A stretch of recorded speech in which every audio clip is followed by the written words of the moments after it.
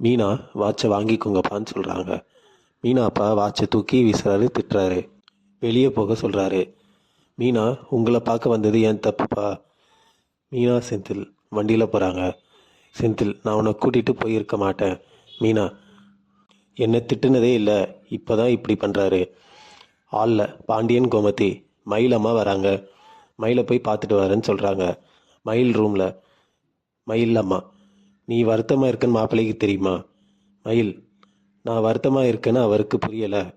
நேற்று நைட் தான் பேசினேன், ஹனிமூனுக்கு கூட்டிகிட்டு போங்கன்னு சொன்னேன். மயிலம்மா, இப்போ தான் ரைட்டாக பேசியிருக்க, நானும் போய் உங்கள் சம்மந்திக்கிட்ட பேசுகிறேன்.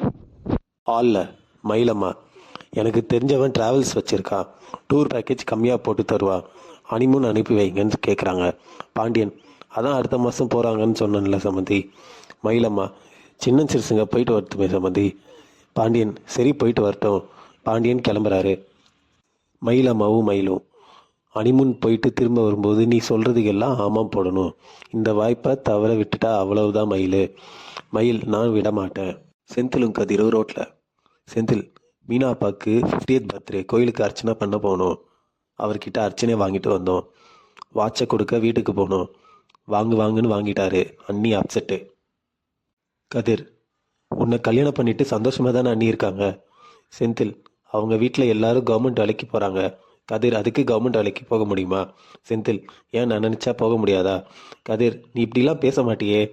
செந்தில், எக்ஸாம் எழுதி கவர்மெண்ட் வேலைக்கு போகிறேன், அதான் ஒரே வழி. கதிர், அன்னிக்கிட்ட சொல்லிட்டியா?